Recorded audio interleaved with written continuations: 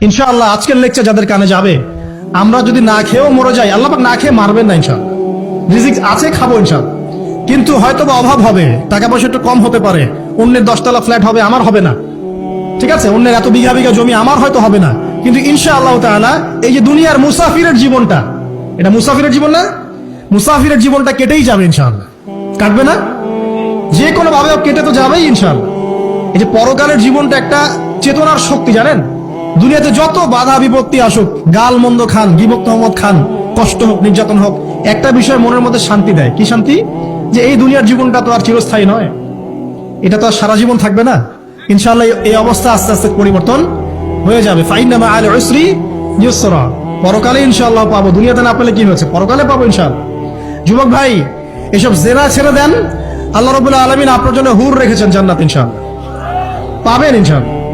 এটা ছেড়ে দেন, সুদ ছেড়ে দেন, আল্লাহ পাক আপনার জন্য হাউজে কাউসার রাখছে ইনশাআল্লাহ, ঠিক আছে। অন্যায় পাপ ছেড়ে দেন, আল্লাহ রাব্বুল আলামিন আপনার জন্য জান্নাত রেডি করে রাখছে ইনশাআল্লাহ। এই দুনিয়ার জীবনটা ধোঁকা, একটা ছোট্ট জীবন, পুরা ধোঁকা, কিচ্ছু নাই এর মধ্যে। আমার কথা শোনেন, এই দুনিয়ার জীবনে কিছুই নাই। চারপাশে অনেক কিছু মনে হবে, আপনার বাড়ি আছে, গাড়ি আছে, স্ট্যাটাস আছে, টাকা পয়সা, প্রতিপত্তি সব আছে।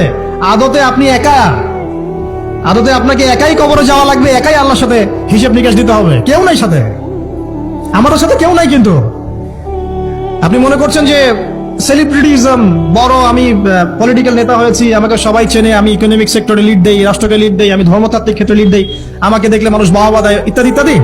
দিন শেষে আমি একা, আপনিও একাই, আমাকেও একাই যেতে হবে, আপনাকেও একাই যেতে হবে। এগুলো সব চারপাশের খালি অন্ধ মোহ, আর কিচ্ছু না। তো এই মোহের মধ্যে ঢুকে পড়বেন না, আল্লাহ পাক তৌফিক ইনায়াত করুন।